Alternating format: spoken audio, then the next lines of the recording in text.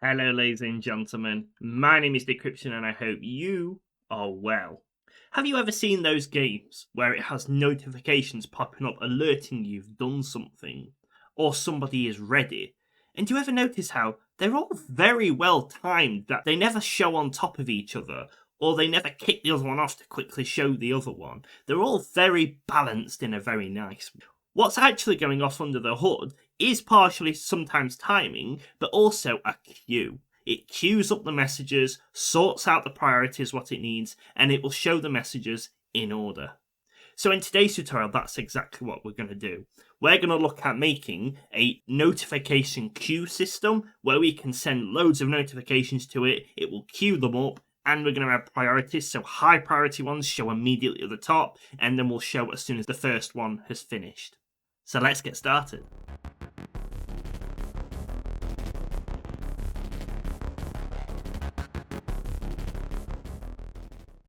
So this is one of them videos where you may initially think, well, I don't need a scheduled queue system. I'm not going to show that many things.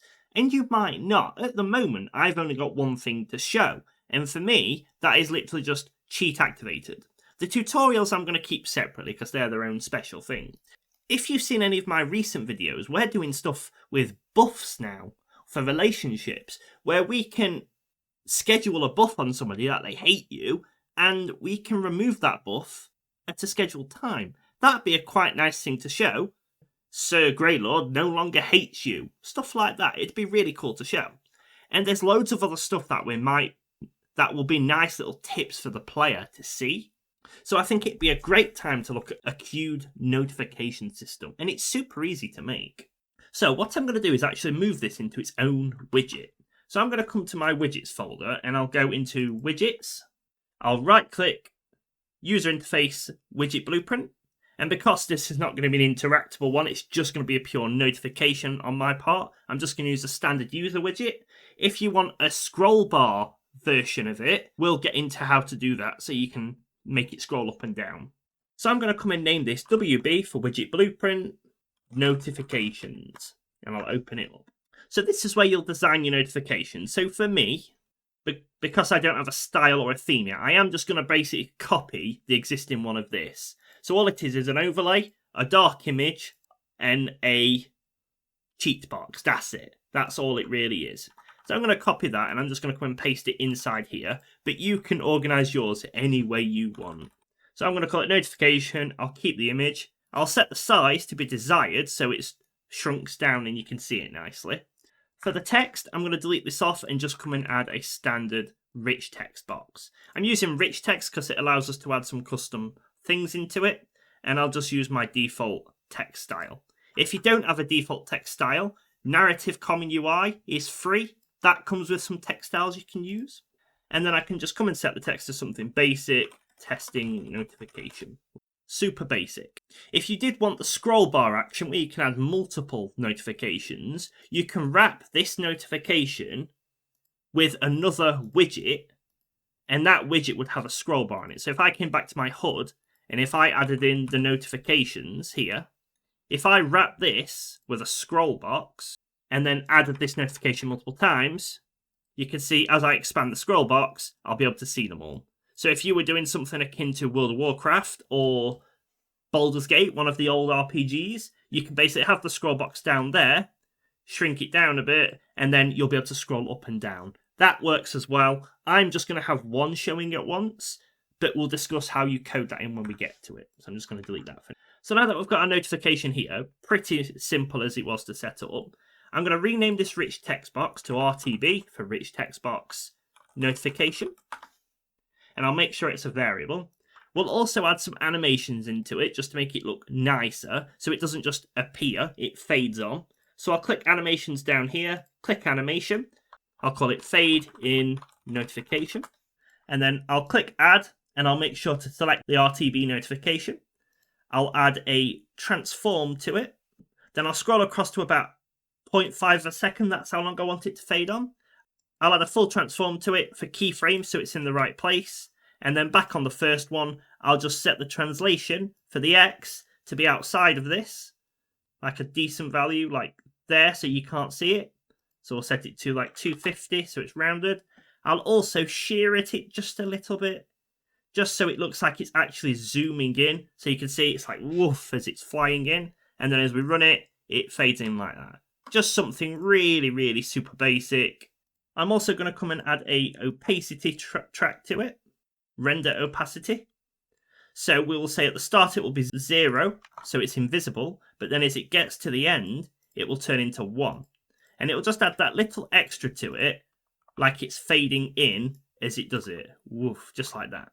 And then I'm going to come and duplicate this one, and I'll call it fade out notifications. And then I'm just basically going to reverse it. So I'll grab these keyframes, move it into the middle. I'll grab the starting ones, I'll move them to the end. And then I'll move these ones back to the beginning like so. So you can see it fades out that way. I'm probably going to reverse the shearing, however, just to make it look a little bit nicer. So instead of -18, I'll do 18, so it's sheared the other way. You can see it's flying that way. Super, super basic animations. We're not doing anything complex. I'm then going to come to my graph, and this is where we start building up the notifications that we want to show. So for mine, I am just going to use pure basic text. It will be a notification, such and such now likes you. We will build them up elsewhere and pass it into the system to queue itself to show. So there are a few things we want to do with this. Firstly, some notifications are going to want to be on the screen longer than others. If it's an important one, we want the ability to override the time. But also, as I mentioned earlier, we want a priority. So if we've got a stack of 20 notifications to go through, you very well might have that. Priority ones, we probably should move to the top of the stack so they're shown sooner. So what I'm going to do is come into my blueprints folder, and in my structures, I'll create a new structure in here. So right click blueprint structure called s_notification queue item. And I'll open it up. So in here, we'll just set the basic text that we're going to show. We'll use a property of text because then we can localize it for multi-language purposes. I'll also add in a priority, which I'll set to an integer. And then I'll drop it down and I'll say it's between 0 and 10. 10 is the highest priority. And I'll do the same for the slider range. This just limits it so we can't set it to anything more. I'll also come in and set a show time override. And the reason we'll say override is we'll default everything to have 1 time. We don't have to worry about populating this every single time. And we'll say if it's 0, then it doesn't apply to it. But it's got a maximum of 30 seconds. Because if we're showing a notification for 30 seconds, I think we're showing it a bit too long. You don't have to put that in. It's just something I'm doing. And there's our queued item. If you can think of anything more you want to add into here, change the color text, position, anything like that, you can add it in here. You can even add sounds if you really want to. But I haven't got any sounds to show yet. Back in our notifications HUD, I'm going to come to the graph and I will add in a new variable called notification queue. And I will set this to our s_notification queue item, and then I'll right click it to make it an array like. So now we need a way to add notifications into the queue. So I'm going to add a new function called add notification, and I will simply pass in one of our s_notification queues. So I'll call it notification item, and we've got our notification queue item. There we go. So now we need to actually sort the notification queue out so we can add the notification item into the correct place of it. If the priority is 0, it's low priority, we just put it at the bottom of the queue, that's fine. But if the priority is any higher, we need to insert it at the correct place. So what I'm going to do is drag off the notification item first, and I'll do a break. And this will tell us what the properties of that struct is. And we've got the priority here, so we can say if the priority is 0, meaning it's not got a priority, then we don't need to worry about sorting anything out, which is a nice optimization boost. Instead, we can just literally add it.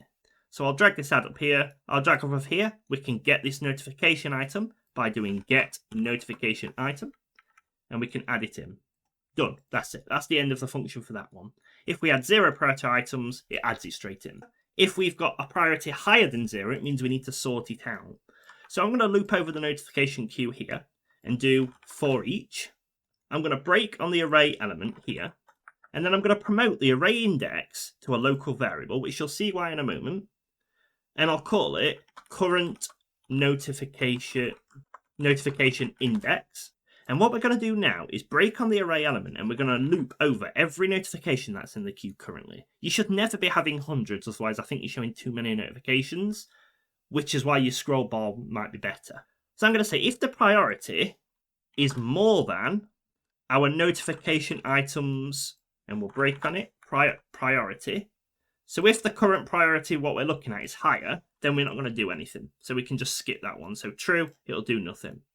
However, if it's false, then it means it's either the same or lower. So we now know where we need to insert it to. So on false, what I'm going to do is get the list of notification queues, and I'm going to drag off and do insert into it. And what this does instead is it will pick a specific index to insert it to, and it will place it at that point, pushing everything else down. So I'll connect the false to it, and I'll connect the current notification index. The one we're trying to add is our notification item, but we don't want to replace the current priority one because that might already be a priority same as you. So I'll just add a plus to it, +1. So it won't replace the current one, it will insert it just below it. So we'll come and wrap this in some comments just so it's easier to debug later. So we'll call this one add no priority to bottom of list, and this one find nearest priority and add. So we've now got a way to add a notification to the system, but now we need a way to actually display these notifications. So what I'm going to do is come back to my event graph here. I'm going to keep construct, but I'm going to come and add an event under it, and then I'll drag the notification queue. I'll drag off and let's check what length it is. If it's got a length of 0, it means we've got nothing to check. So we'll do equals, and we'll add a branch.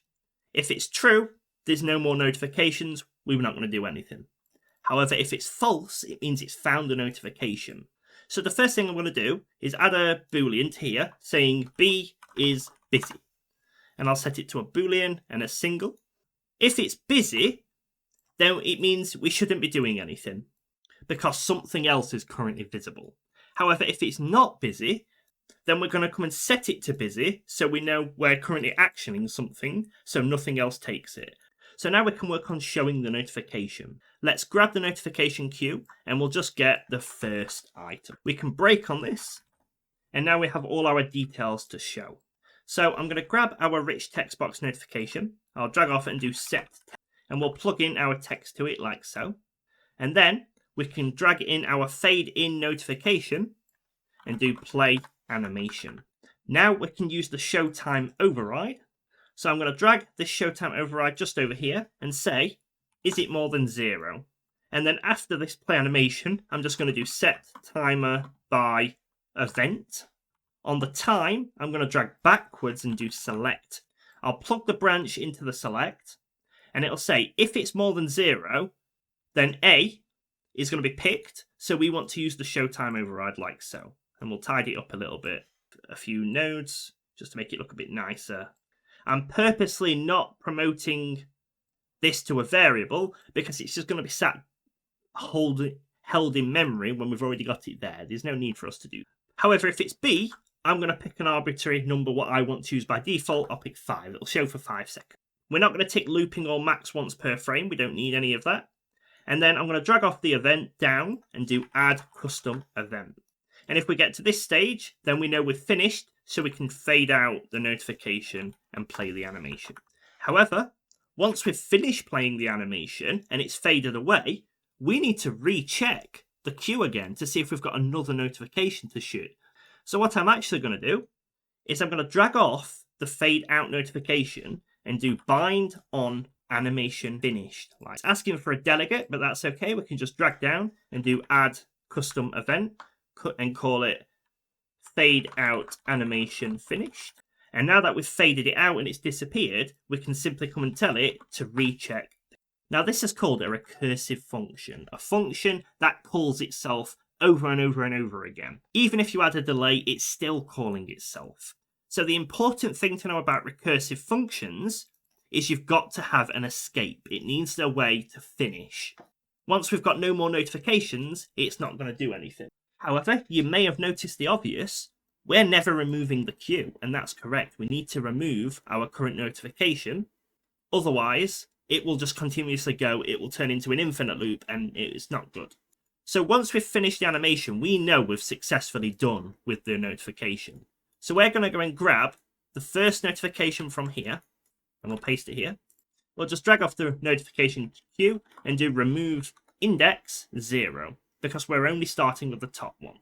And just before we call check queue, just make sure we set is busy back to false, because we've officially finished. And then we'll check the queue. If you're doing the scroll box approach, you don't need to worry about the recursive function. Just all you need to do is make sure it checks if it needs to add to it.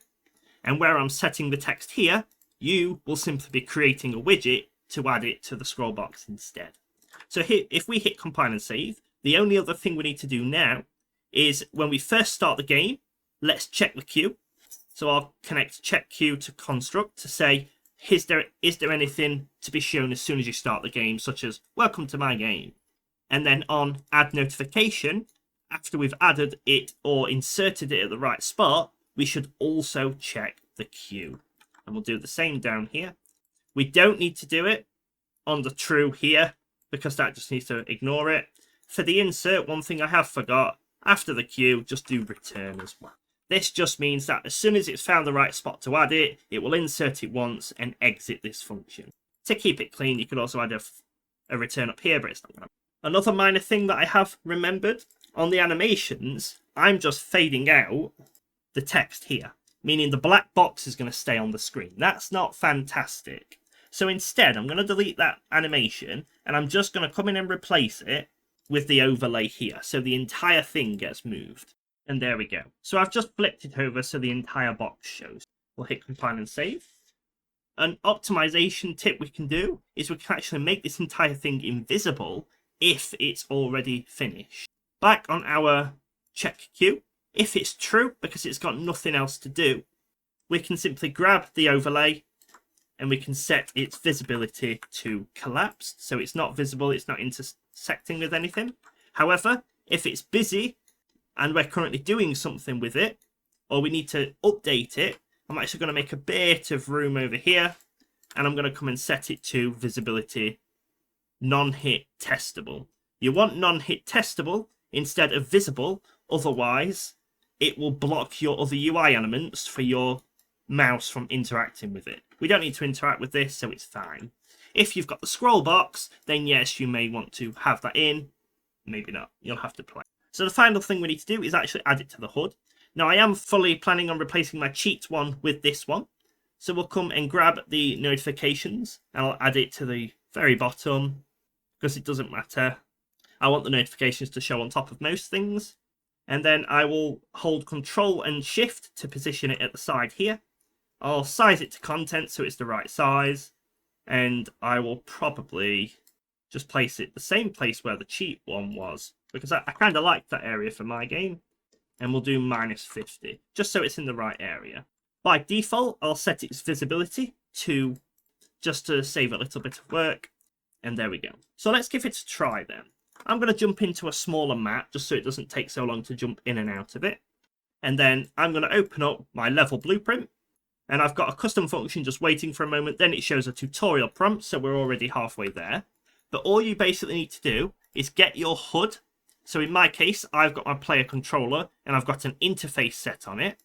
So if I go to look at my player controller to show you what I mean, I've got an interface set up here called getPlayerHUD, which simply returns my HUD. And my HUD is set up on event begin play.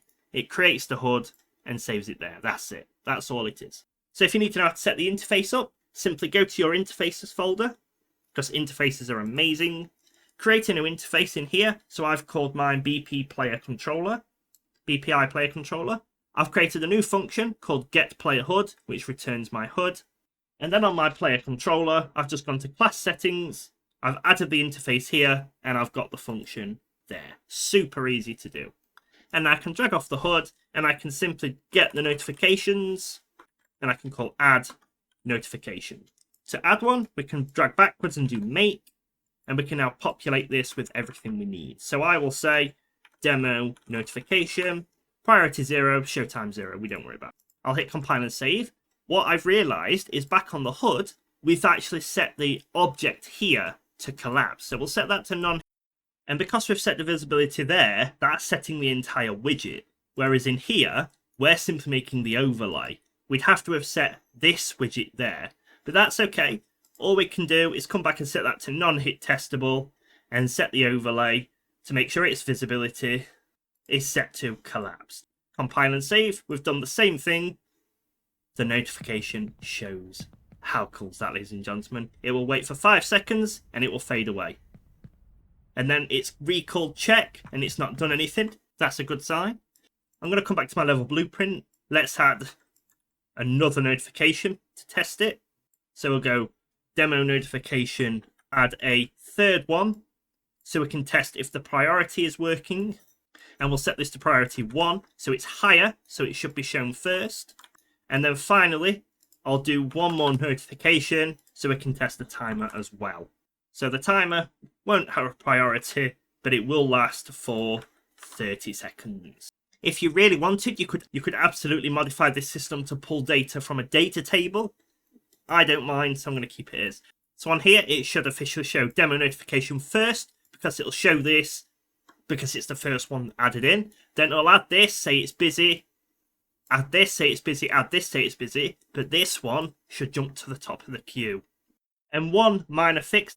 On this animation here, we're binding to the animation finished each time, which is okay, because we want to do this logic. But we're rebinding every single time we're checking the queue. So we could just unbind from this, but there's no need because we always want to be bound to do this. So instead, I'm going to cut this bit of code here. So all this custom event does is play the animation. And then on construct, I'm going to drag the fade out notification animation in and paste our code here. And then say on construct, tell us when the animation's finished, and then run that. So it only runs it once.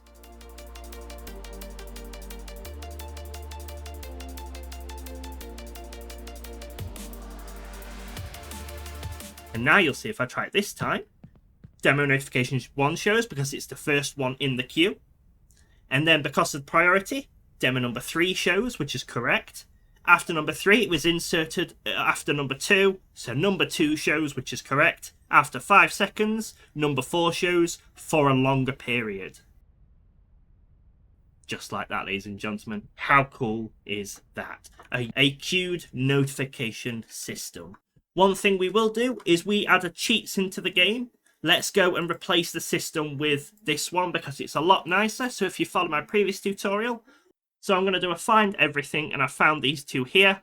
So we set the cheats up right here where we show it. We don't need to do any of this anymore. So instead, I'm just going to grab my notification system and I will simply do, so I'm simply going to do add notification and do make. I'll plug in the text to here, and then really, we can delete all of this stuff over here because we no longer need it anymore. So it's nice and condensed into one singular system, which works really well. And then I will come and delete the cheats part because I don't need that at all either. That's all now gone. We've got some text here because it's a sequencer, so we can delete that as well. And there's an animation. We'll just clear it up. How nicer is that, cleaning all of that up? Let's get rid of them because we're going to be here forever otherwise. But you'll see, it shows demo notification. If I come and type, oh, I can't remember any of my cheats now. Mother load, cheat activated. Awesome. If I type big head mode, the cheat is activated and then it comes on afterwards. If I type big head mode again, big head mode, cheat deactivated.